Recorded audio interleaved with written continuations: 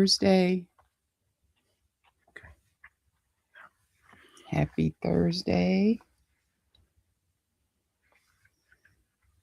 Let me know where you're joining in from. Yes, this is a day that the Lord has made. We will rejoice and be glad in it. Come on in. You are welcome to come right on in. You can just share and let someone know. So glad you're here this morning. I see you're logging in from Ackworth, Georgia, Buffalo, New York. Let's see, Tulsa, Oklahoma, from Denmark, Broken Arrow, Oklahoma, from Long Beach, California, from Seattle. Good morning from Mississippi, from Queens, Greensboro, North Carolina, Boise, Idaho. Happy Thursday. Thankful Thursday. I love that. Yes. We are thankful over here. Yes, we are. Good morning to Chicago. Good morning. Vancouver, Canada. Washington, D.C. Los Angeles, California. Wilmington, North Carolina.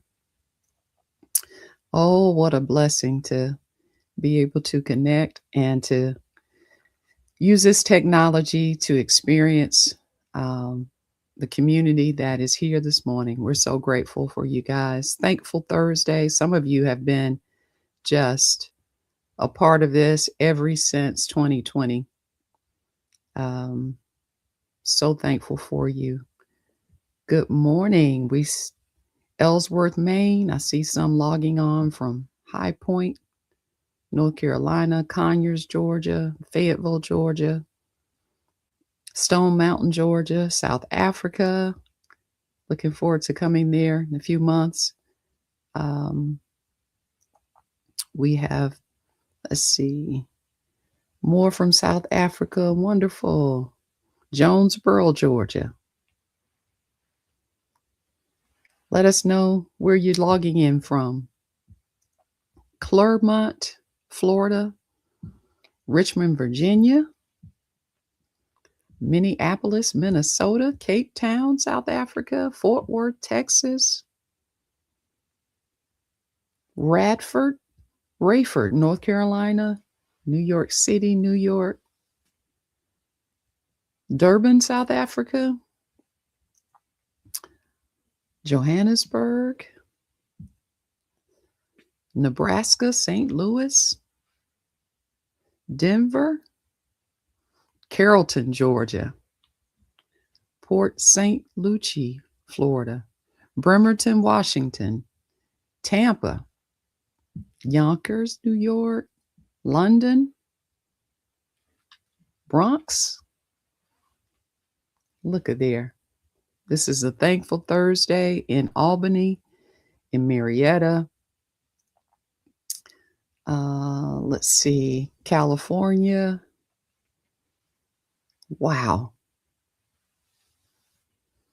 Jackson, Mississippi. Webb City, Missouri. Lawrenceville, Georgia. All right, we see you from California, more from Lawrenceville, Denmark, Las Vegas, Barbados, Yak, New York. I'm not sure if I'm saying that correctly, but hey, we're grateful. Snellville, Tequila, so many people here this morning from all over, far and wide, and we're just grateful. We're going to talk a little bit this morning about the awakening. I don't know about you, but it seems like 2026 has just started with a boom. I mean, so much is happening already, and we're just 22 days into 2026. And so I just want to share some things, and I just want to encourage you in your personal relationship with God, your personal relationship with yourself. as it relates to just staying in a place where He wants you to be, where you can receive the clarity, the vision, and to the purpose that He has for your life. And so that's what we want to spend some time talking about. Just coming to ourselves, coming alive to ourselves, coming alive to the things of God. Many times, Creflo's been sharing lately about the branch and the vine, and how the vine has to stay connected. And so as a result, He's in us, we're in Him. If we abide in Him and all those things, that we can be the fullness of what He's created us to be. So just grateful, just thankful, appreciate, and don't take it for granted for you just logging on and making this a part of your morning routine. It's something that we hope and pray has been a blessing to your life, and you're getting what you need from these daily confessions, and is strengthening you as a person, as a Christian, as a believer, as a follower of Christ. It's enabling you to be all that you feel like God is destined and purpose for your life. And so that's what it's really all about, is that extra nudge, that extra burst of inspiration, so we can be productive and be ambassadors and represent Him in the earth. So that's why we're so grateful for you guys. And so we're going to jump right into making a short confession, affirmations. We believe in the power of the tongue. We really, really do. These words that we release are powerful, and they go into the universe and they rearrange, they change things, they accelerate, they reverse. Our words today are that which distinguish us from all of creation, is the fact that we are speaking spirits.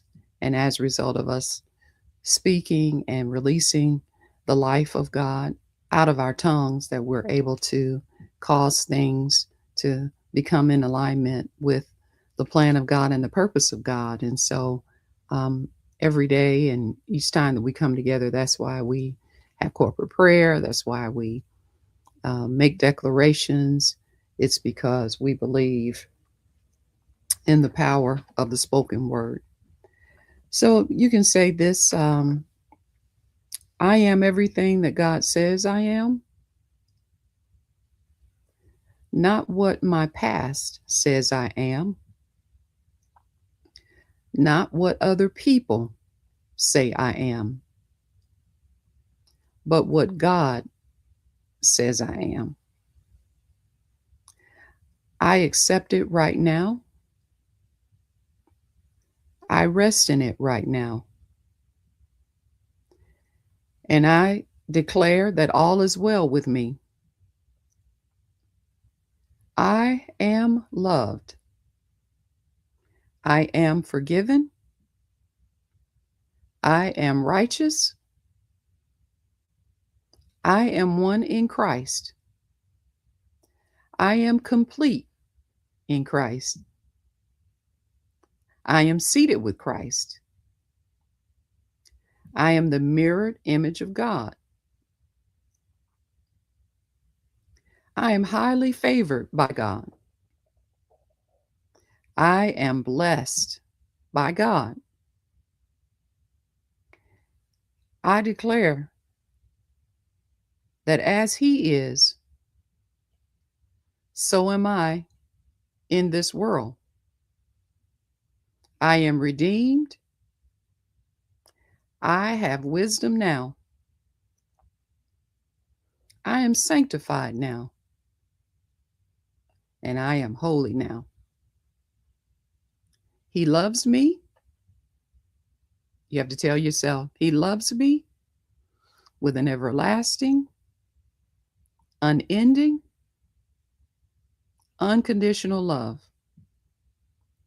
And I believe the love that God has for me today.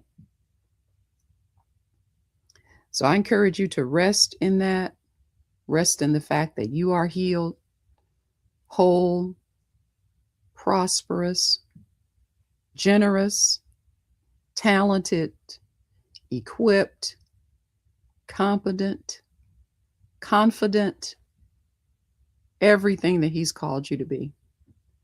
So you just have to rest in that and just know that it's already done, that is a finished work, and that it is a completed work.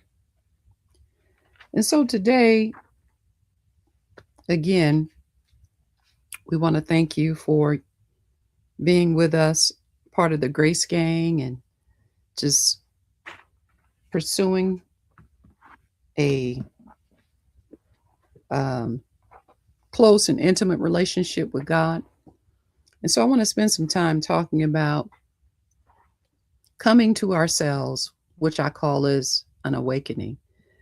You know, I'm reminded of the prodigal son, that it took him going out and experiencing all the things that he experienced in order for him to have an awakening. And I just pray that in this season of your life, that there would be things that you would become awakened to. Because if not, we can easily just kind of go through the same routine that maybe we had in 2025 or 2024. Those same patterns, dealing with the same trauma, the same triggers, having the same way of life, and never really making a decision to awaken to the true you and the you that God has created from the foundations of the world. The you that is made in His image and in His likeness, the you that is whole, the you that He is wanting to form and to shape and make after His own hand. I was telling our church a few weeks ago that I had gone to a pottery class, and I went and I got so much out of it after I left, because I began to think about how God is the potter and we are the clay. And sometimes it's going to require us just resting on the potter's wheel and knowing that however He shapes us, however He positions us, He may stretch us in certain ways, in certain positions. It's a matter of really knowing that He has a plan and He has a purpose for us. And so it is, you know, we have to be willing to trust Him with these areas of our lives. We have to recognize that He wants us in the center of His will. You know, the thing that I learned in this class was that the clay has to be in the center of the wheel. It can't be off-sided. It can't be, you know, too much in the front. The wheel has to be clean. You can't just plop the clay on top of a dirty wheel, because it affects the overall outcome in the shaping and in the process. And so it is in our lives in 2026, that God is wanting to mold us, and He wants to awaken us to things and cause us to be formed in His image and in His likeness. But it requires us resting in Him, resting in His hand, knowing that He's got a masterpiece, and that as a result of that masterpiece, it's going to be uncomfortable sometimes. He's going to, you know, push us. He's going to press on us. He's going to maybe even poke a little bit, you know. These are things that have to be done so that we can create and walk in this pathway that He desires for us. I think so many times as a believer, we're looking for everything to just be convenient and comfortable.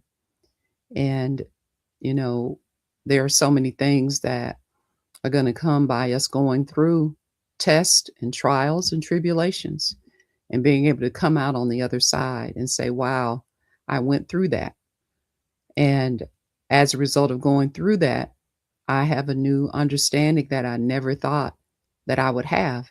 And so it was with the prodigal son in Luke chapter 15, verse, um,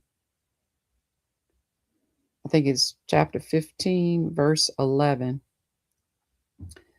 I'm going to read a little bit of this from the King James and from the Amplified. It says that verse 11, I'm sure you probably heard of this, but for those who may haven't, I'll read a little bit of it. He had two sons. A younger of them said to his father, "Give me the part of the property that falls to me." And he divided the estate between them.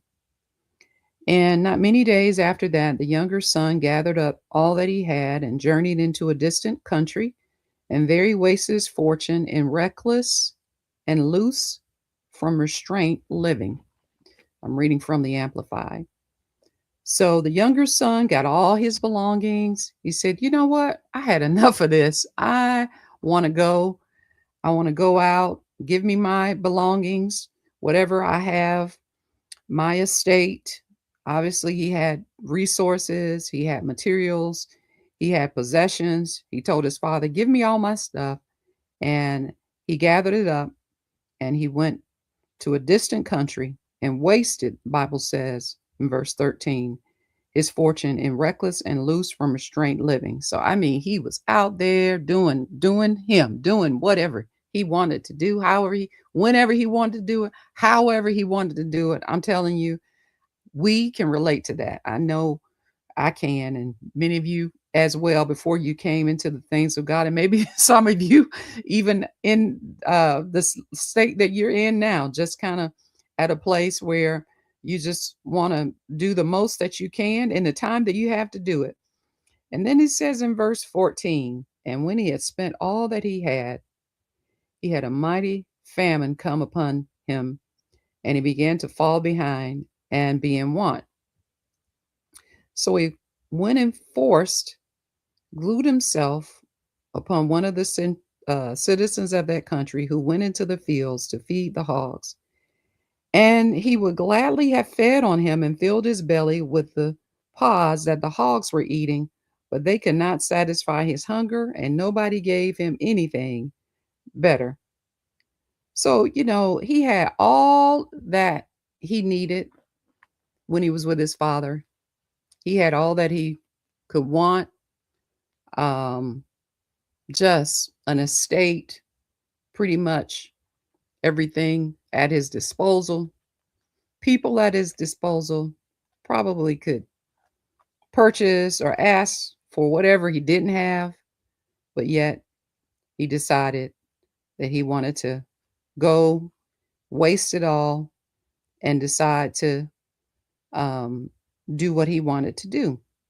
And so it says in verse 16 that when he was out there and with the pigs and living beneath his privileges, living beneath what he knew he should be doing, just had to come to an end of himself. It was then that he had an awakening. And so I'm so thankful that God is so patient with us. I don't know about you, because I can think of times when I just wanted to believe what I wanted to believe, wanted to do what I wanted to do, live like I wanted to live, make decisions that I knew weren't in my best interest, and just, as they say, being grown. And God lets us do, He respects our decision, He respects our choice. And He says, you know what? You get to make those decisions. And hey, He's a gentle, loving Father. And whatever it is that we choose, He says, you know what? The power of choice is in your hand. He's made us free will agents. And so we can decide and we can choose. And so there was There was this awakening that had to happen with the prodigal son here in verse um, 17. He says, then when he came to himself, and so that's what I'm believing, that there will be an awakening to belonging in your life, awakening to the image of God in your life, awakening to what he has called you to be, awakening to the purpose that he has for your life, that you belong to him. I belong to God. I belong in his hands. I belong as part of his family. He is mine. I'm his. He's my father. I'm his sheep. I'm his child. I'm his daughter. I hear his voice. And so the prodigal son in verse 17, it says, then after all the things that he went through out there with the animals, reckless, loose, riotous living, when he had done all of that, sometimes, it requires getting out there like the prodigal son did in order for him to come to himself. He had to come to himself before he could ever come home. He didn't change direction because he was afraid. He changed because he remembered who he was. Do you remember? Do you know who you are today? Is there an awakening to what's on the inside of you, to the purpose, to the vision of God for your life? Do you recognize who you belong to and the family that you're a part of? Because it wasn't the fear, the shame, the condemnation, the judgment that caused the prodigal son to awaken. It wasn't any of that. I'm sure people probably tried to talk him out of leaving when he decided to leave. But it was when he came to himself and he says, wait a minute, enough is enough. What am I doing? What am I doing?